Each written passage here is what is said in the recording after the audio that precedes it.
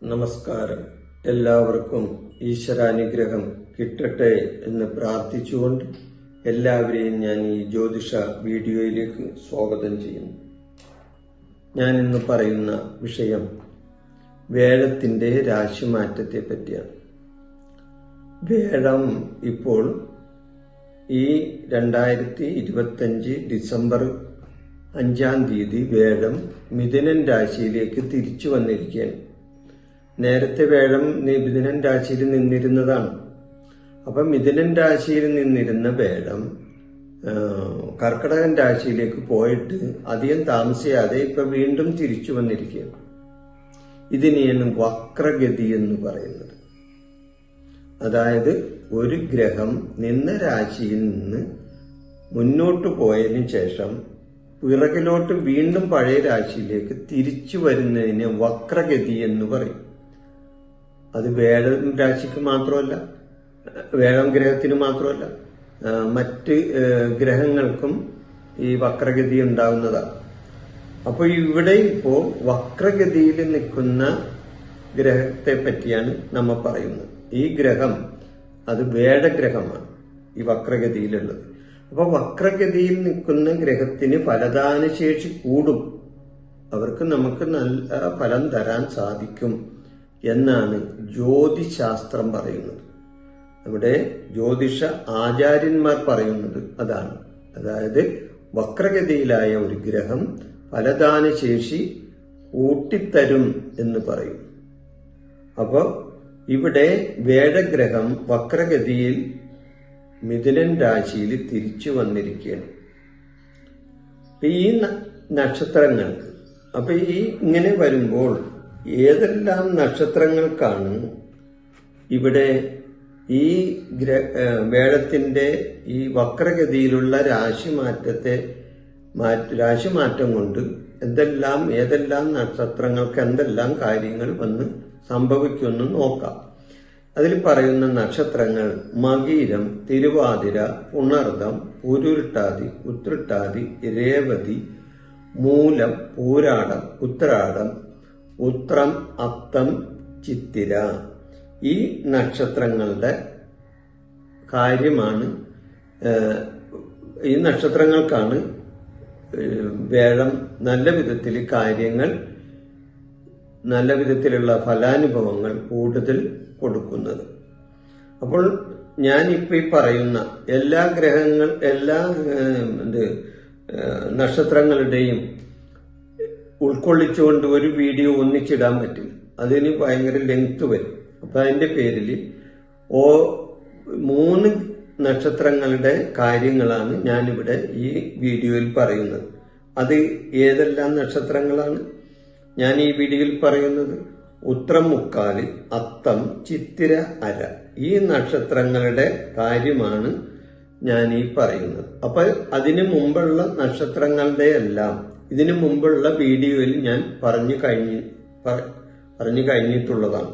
അപ്പൊ അവസാനമായിട്ട് ഈ ഉത്രം, മുക്കാല്, അത്തം, ചിത്തിര, അര ഈ നക്ഷത്രങ്ങളുടെ കാര്യമാണ് ബാക്കി ഞാനിവിടെ ഈ വീഡിയോയിൽ പറയുന്നത്.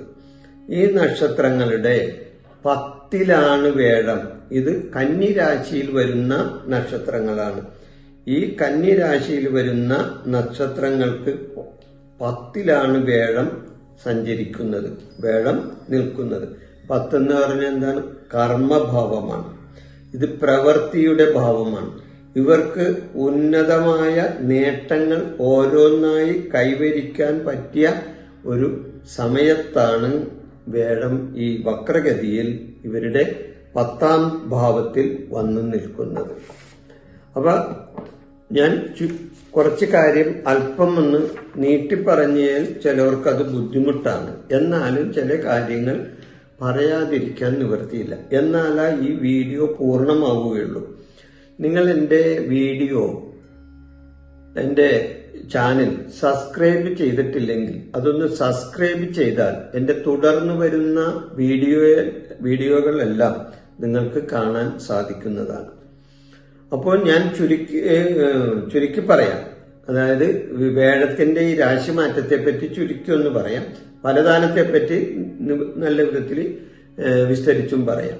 അപ്പം മിഥുനൻ രാശിയിൽ നിന്നിരുന്ന വേഴഗ്രഹം 2025 ഒക്ടോബർ 18 കർക്കടകൻ രാശിയിലേക്ക് മാറിയിരുന്നു. എന്നാൽ അധികം താമസിയാതെ തന്നെ 2025 ഡിസംബർ 5 വേഴം കർക്കടകൻ രാശിയിൽ നിന്നും വീണ്ടും ഇതാ മിഥുനൻ രാശിയിലേക്ക് തിരിച്ചു വന്നിരിക്കുന്നു. അങ്ങനെ മിഥുനൻ രാശിയിലേക്ക് വേഴം തിരിച്ചു വന്നിരിക്കുന്ന ഈ സമയത്ത് ഞാൻ ഈ പറഞ്ഞ നക്ഷത്രക്കാർക്ക് ഉണ്ടാവുന്ന ഫലാനുഭവങ്ങൾ എന്തൊക്കെയാണെന്ന് നോക്കാം. അപ്പോൾ ആദ്യം തന്നെ ഈ 10ാം ഭാവം എന്താണ്? അത് കർമ്മത്തിന്റെ ഭാവമാണെന്ന് ഞാൻ പറഞ്ഞു. കർമ്മത്തിന്റെ ഭാവത്താണ് ഈ 10ാം ഭാവം കർമ്മഭാവമാണ്, അത് കേന്ദ്രഭാവമാണ്, വിഷ്ണുഭാവമാണ്. അപ്പൊ വിഷ്ണുഭാവത്തിലാണ് വേഴം നിൽക്കുന്നത്. ഈ വേഴം എന്ന് പറഞ്ഞ വിഷ്ണു ഭഗവാന്റെ ഗ്രഹമാണ് വേഴം. അപ്പോ ആ വേഴം കർമ്മത്തിൽ നിൽക്കുകയാണ്. അപ്പൊ വേഴം കർമ്മകാരകൻ മാത്രമല്ല, സന്താനകാരകനാണ്, ധനകാരകനാണ്, ആത്മീയകാരകനാണ്, ധനപരമായ ഉയർച്ച ഉണ്ടാക്കും. ധനകാരകനല്ലേ, അപ്പൊ ധനപരമായ ഉയർച്ച ഉണ്ടാക്കും, കുടുംബ ഐക്യമുണ്ടാക്കും, ദാമ്പത്യപരമായ ദാമ്പത്യപരമായ ഐക്യതയുണ്ടാക്കും. അപ്പൊ വേഴം ഈ 10ാം ഭാവത്തിൽ നിൽക്കുമ്പോൾ, കർമ്മഭാവത്തിൽ നിൽക്കുമ്പോൾ കർമ്മപരമായ ഉന്നതി ഏറ്റവും കൂടുതൽ ഉണ്ടാകും. ചെയ്യുന്ന ജോലിയിൽ വരുമാനം വർദ്ധിക്കാനായിട്ടുള്ള സാഹചര്യം ഉണ്ടാവും. ചെയ്യുന്ന ജോലിയിൽ ആത്മസംതൃപ്തി ഉണ്ടാകുന്ന സമയമാകും. ചെയ്യുന്ന ജോലിയിൽ നിന്ന് ധനപരമായ ഉയർച്ചയുണ്ടാവും. വേടം ഞാൻ പറഞ്ഞല്ലോ ധനകാരകനല്ലേ, ആ ധനകാരകനാണ് കർമ്മസ്ഥാനത്ത് നിൽക്കുന്നത്. അതിന്റെ പേരിൽ ചെയ്യുന്ന കർമ്മങ്ങളിൽ നിന്നും ഇവർക്ക് ധനപരമായ നേട്ടങ്ങൾ ഉണ്ടാകും. അപ്പൊ ചന്ദ്രകേന്ദ്രത്തിലാണ് 4, 1, 4, 7, 10 കേന്ദ്രസ്ഥാനമാണ്. അപ്പൊ ചന്ദ്രകേന്ദ്രത്തിലാണ് ഈ വേഴം നിൽക്കുന്നത്. ചന്ദ്രൻ എന്ന് പറഞ്ഞാൽ നക്ഷത്രങ്ങളാണ്. അപ്പൊ ഈ നക്ഷത്രങ്ങളുടെ കേന്ദ്രസ്ഥാനത്താണ് വേഴം നിൽക്കുന്നത്. അപ്പൊ ചന്ദ്രകേന്ദ്രത്തിൽ വേഴം നിന്നാൽ അതിനെ ജ്യോതിശാസ്ത്ര പ്രകാരം ഗജകേസരി യോഗം, ഗജരാജയോഗം എന്നെല്ലാം പറയാവുന്നതാണ്. അതായത് ഗജകേസരി യോഗം, ഗജരാജയോഗം എന്ന് പറഞ്ഞാൽ, ഗജം എന്ന് പറഞ്ഞാൽ ആന ഇല്ലേ, കേസരി എന്ന് പറഞ്ഞാൽ സിംഹം. അപ്പൊ സിംഹത്തിന്റെയും ആനയുടെയും ആ ശക്തികൾ ഒന്നിച്ചു ചേരുന്ന ആ ഒരു അവസ്ഥയുണ്ടല്ലോ, അത് തന്നെയാണ് ഈ സമയത്ത് ഇവർക്കുണ്ടാകാൻ പോകുന്നത്. അപ്പൊ അത്രയും നല്ല ഒരു ഫലാനുഭവങ്ങൾ ഈ വേഴം കർമ്മഭാഗത്ത് നിൽക്കുമ്പോൾ ഈ നക്ഷത്രക്കാർക്ക് വന്നു ചേരുന്നതാണ്. ഈ നക്ഷത്രങ്ങൾ ആരൊക്കെയാണെന്ന് ഞാൻ പറഞ്ഞല്ലോ.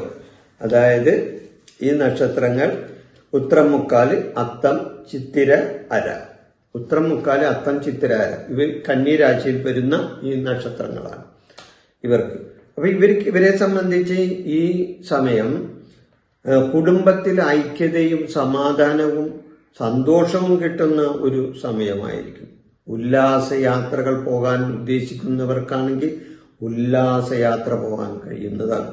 വേഴം ആത്മീയകാരകൻ കൂടിയാണ്. അപ്പൊ ആത്മീയമായ കാര്യങ്ങളിൽ ഇവർക്ക് ഏറ്റവും കൂടുതൽ ശ്രദ്ധ വരുന്ന ഒരു സമയം കൂടിയാണ്. പുണ്യദേവാലയങ്ങൾ സന്ദർശിക്കാനും പുണ്യസ്ഥലങ്ങൾ സന്ദർശിക്കാനും തീർത്ഥയാത്ര പോകാനും ഒക്കെ ഇവർക്ക് അവസരം വന്നു ചേരുന്നതാണ് ഈ 6 മാസം. 6 മാസം വേഴം മിഥുനൻ രാശിയിലുണ്ട്.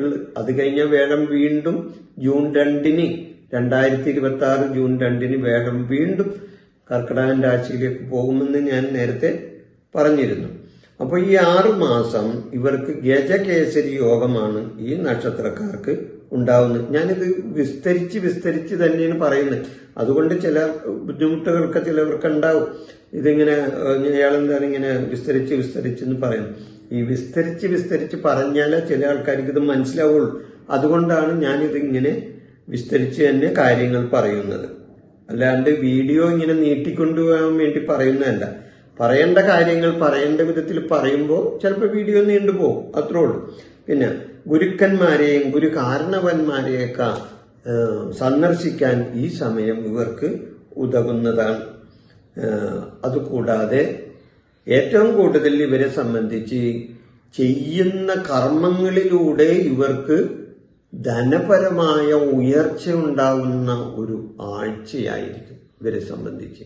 കാരണം ധനകാരകനാണ്, മറ്റു പല കാരകത്വമുള്ളതാണ് വേഴത്തിന്. എന്നാൽ ഏറ്റവും കൂടുതൽ ധനത്തെ പറ്റിയാണ് നമുക്ക് ചിന്തിക്കേണ്ടത്. അപ്പൊ ചെയ്യുന്ന കർമ്മം, അപ്പൊ 10ാം ഭാവത്തിൽ കർമ്മത്തിലല്ലേ നിൽക്കുന്നത്. അപ്പൊ 10ാം ഭാവത്തിൽ നിൽക്കുന്ന വേഴത്തെ കൊണ്ട് ഈ നക്ഷത്രക്കാർക്ക് ധനപരമായ ഉയർച്ചയും മറ്റ് ഐശ്വര്യങ്ങളും സമ്പത്തും സന്തോഷവും സമാധാനവും കിട്ടുന്ന ഒരു സമയമായിരിക്കും ഈ വേഴം മിഥുനൻ രാശിയിൽ നിൽക്കുമ്പോൾ ഈ പറഞ്ഞ നക്ഷത്രക്കാർക്ക് ഉണ്ടാവുന്നത്.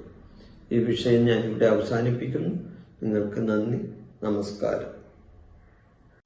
എൻ്റെ ഈ ജ്യോതിഷ പ്രോഗ്രാം നിങ്ങൾക്ക് ഇഷ്ടപ്പെട്ടാൽ ഇത് സബ്സ്ക്രൈബ് ചെയ്യാനും ലൈക്ക് ചെയ്യാനും ബെൽ ബട്ടൺ അമർത്താനും മറക്കരുത്.